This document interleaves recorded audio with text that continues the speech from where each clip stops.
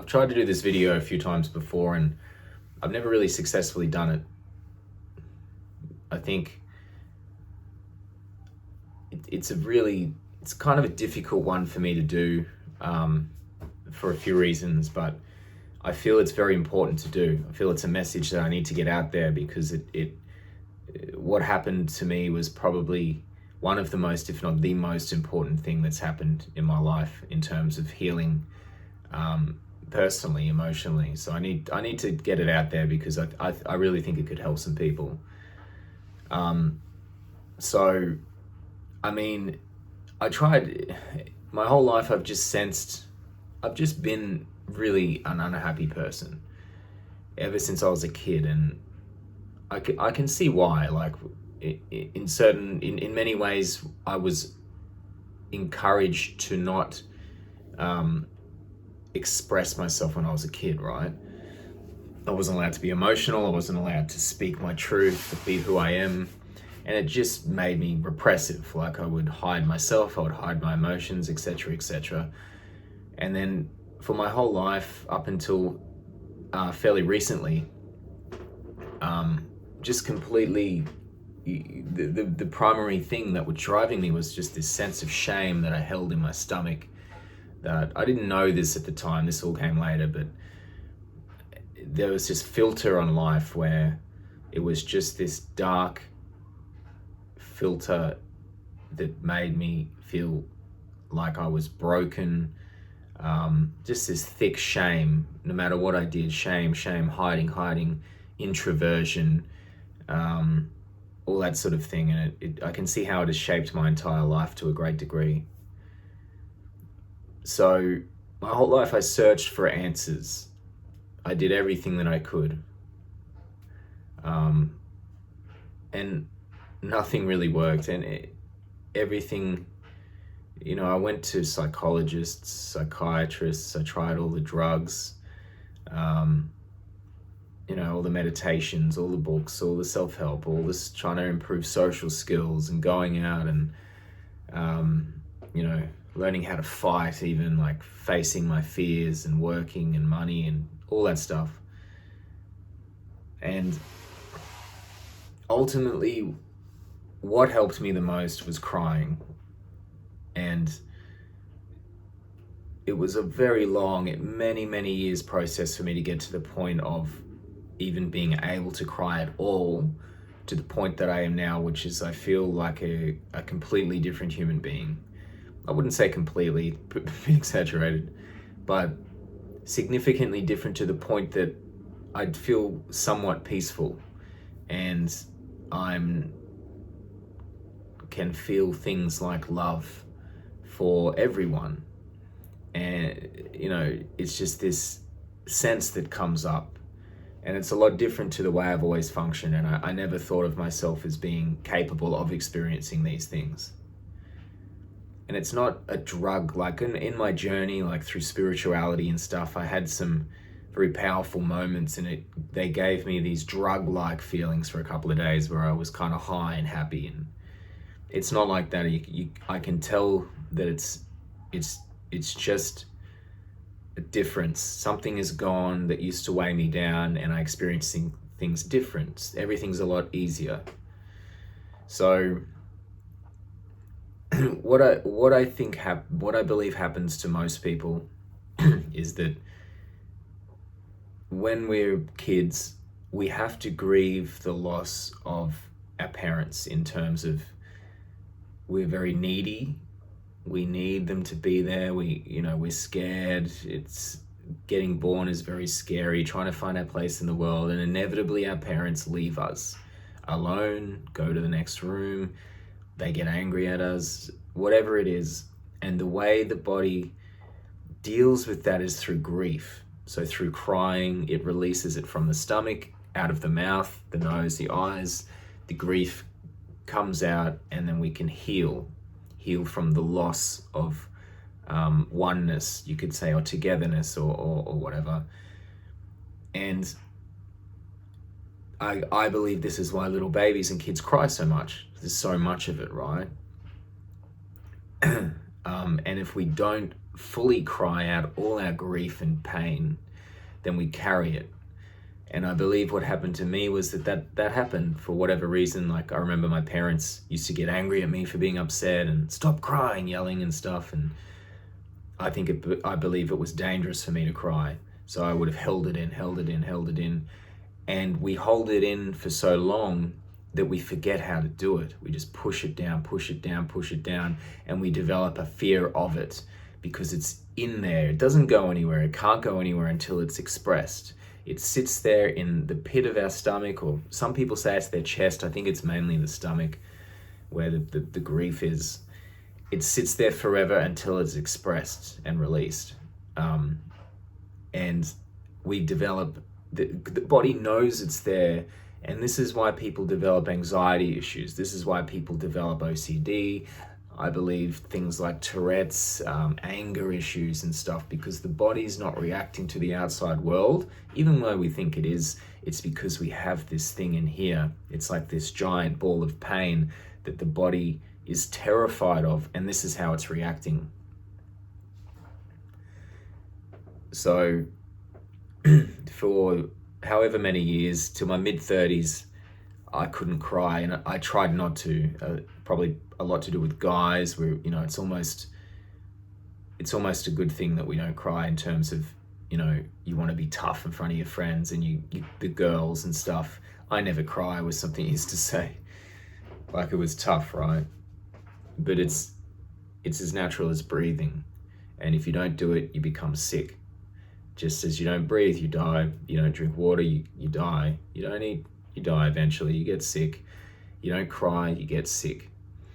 And you can see it everywhere. People are crazy because they just didn't cry. They didn't release all of the grief that they needed to when they were kids, and they hold it inside for their whole lives.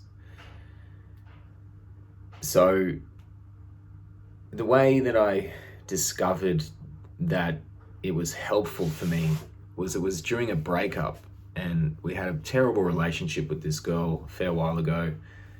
And I remember I was with the girl once, and something happened. She broke up with me or something, and I just started to cry, and I couldn't stop, and I'd never cried like that before. It was a very toxic relationship, and it was really pulled on these mother strings, I think, that I had, because she was kind of absent emotionally and whatever. And this relationship was like that, and it just pulled and it triggered me, and eventually I cracked, and I believe it allowed me. I thought it was about her, but really it wasn't. It's about the mother, right? So when I was, and then we broke up eventually, and I kept trying to cry, because what I noticed was that when I would cry, I would feel a bit better. I would feel awful, panicking, and complete panic override, and then I would cry a little bit, and then it would calm down for a while, and I was like, there's something in that. And it would calm down to the point it was very powerful. I would go from complete panic to peace, and then it would come back eventually, obviously, the panic and stuff, but it was like, that's amazing.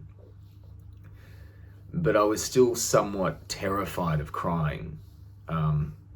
Just the idea of it, the feeling, it really scared me. The fact that you kind of have to let go, you lose yourself in it, you don't have control in the darkness, and I was terrified of it. So when I learnt that when I did it a little bit, it wouldn't go too far, but when I did a little bit, it felt better. And then I realized, okay, I'm gonna see if I just thought, you know what, I don't care. This is helping me, so I'm gonna try to do it. So yeah, that leads me on to my, I would say, three-step process to grieve properly your childhood.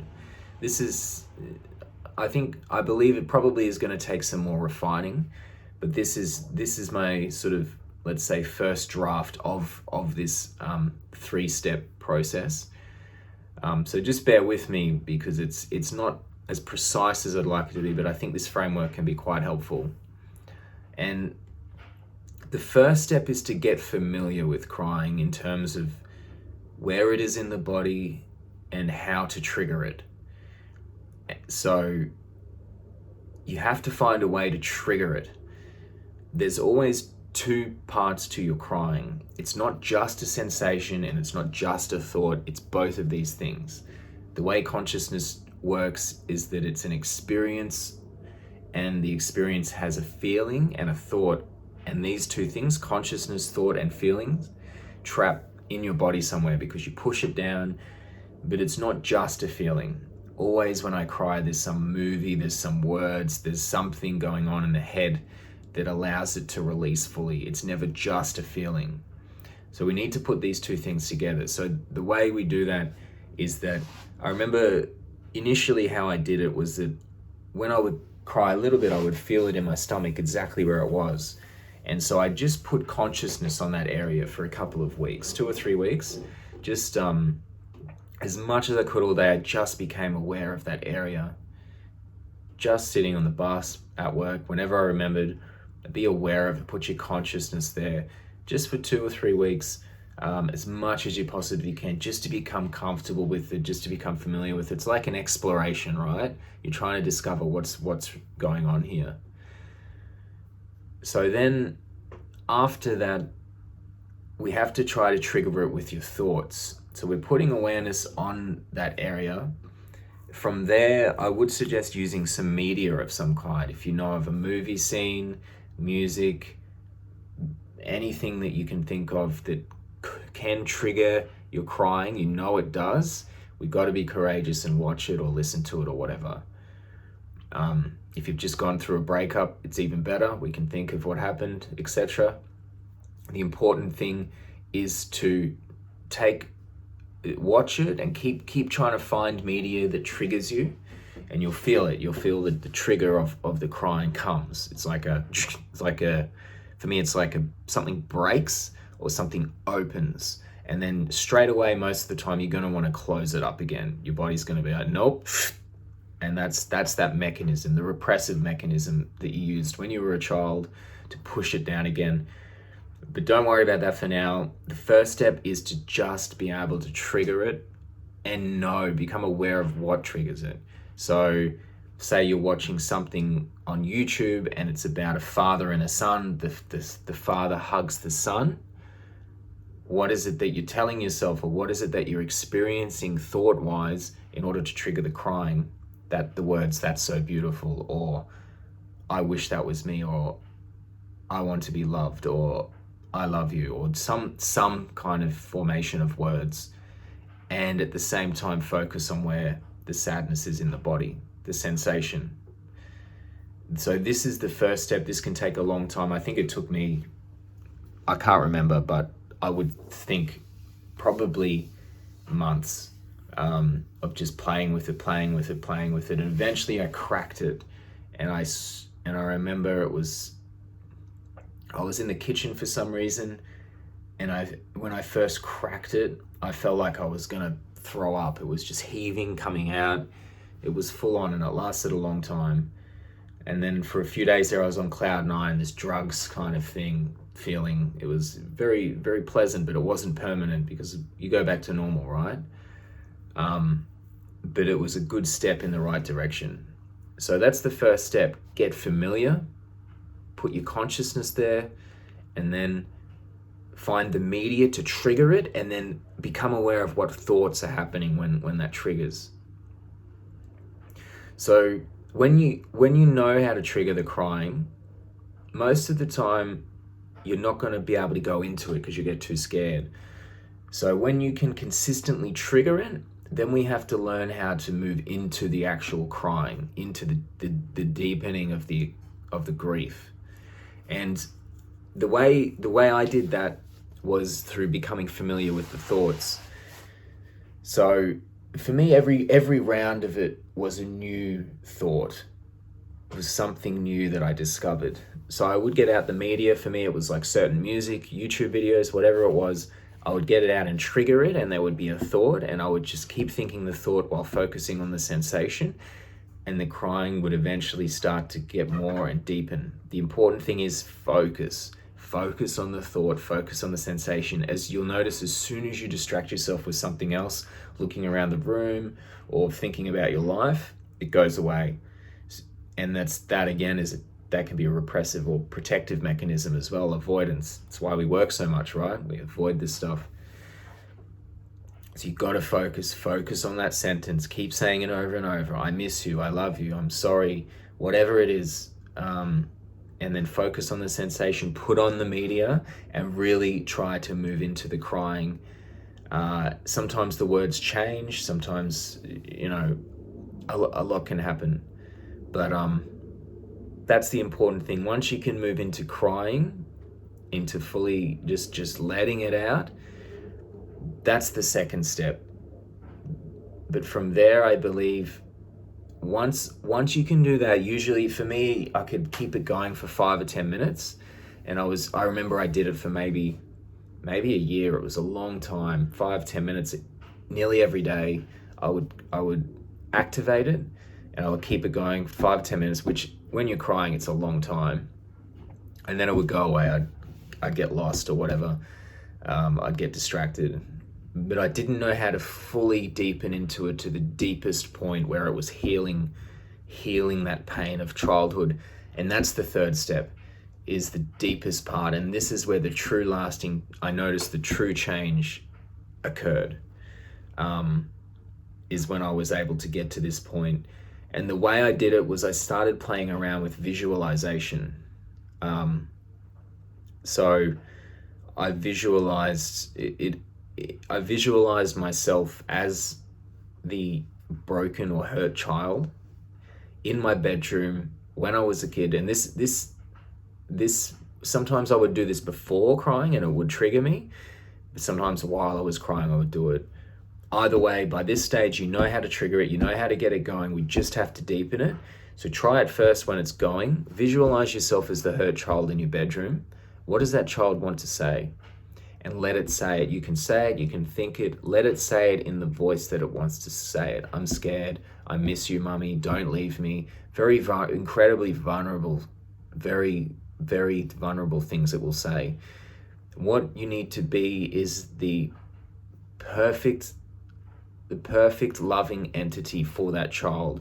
What that child needed at the time was the perfect parent, right? That's what we wanted. That's why we have to grieve, because it's impossible for our parents to give us the love that we want, which is infinite, perfect love. So you have to do that to yourself. So sometimes you can imagine yourself as the child, and then you, who you are now, is looking at you. Or sometimes you can imagine yourself as you, the perfect loving support for the child, looking at the child. And then from here, it just takes some creativity and some courage and some vulnerability. Ask the child what it wants to say, and then be with it as that loving entity. Just say to it, just be perfectly loving, perfectly patient, perfectly everything you ever needed. Things like, I will never leave you again. I'm so sorry for leaving you. I'm so sorry for what you have to go through. Let's cry together. Let's be together forever. Let me just hug you. You are beautiful. You are perfect in every way.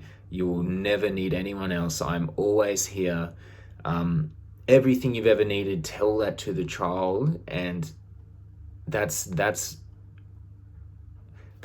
where the healing will begin.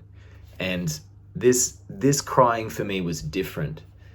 It was like I was the child again. And I remember coming out of me things like I said before, like, where are you, mummy? Please don't leave me. I'm so sorry. I'm a bad child. All these things that a child would say was literally, I was thinking, sometimes I would say it. And this was the deepest crying I ever did. Some of it, I think, 45 minutes. And by the end, I was so exhausted. My face was swollen. I was like breathing, like it was coming out still, but I could barely sort of let it out. There was no energy for it to come out. It was crazy. But the thing is when it finished, I could breathe, and it was incredible. I could take these big, deep breaths, and I knew something had changed. And it only took a few of these, and and I believe there's more there, because I still feel sometimes less. I feel there's still some there, but it's just not as much as before. And when I'd done some of these sessions, the shame was much, much less. Like, I don't really get it much any. It's sort of there. I used to just have this constant cloud of I'm sorry, what's wrong with me? I'm damaged, and I'm feeling like hiding all the time. But it's really different now.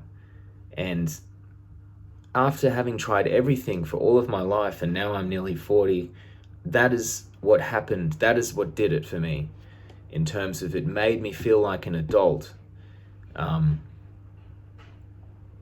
I always felt so childish my whole life, like you feel needy and can't let go of things. And it's because I was holding on to these very childish emotions. And then I found this, and it changed so much for me. So yeah, I had to share that, and I hope it helps some people. And I'm going to keep sharing this stuff. I've shared a lot about diet and food in this channel, but I'm going to move more towards this sort of stuff, because this for me changed so much emotionally, and I struggled so much my whole life with it, and I've to a large extent figured it out, I think, anyway. So yeah, let me know if you have any questions, and thank you for listening, and I really hope that helps some of you out there. Thank you.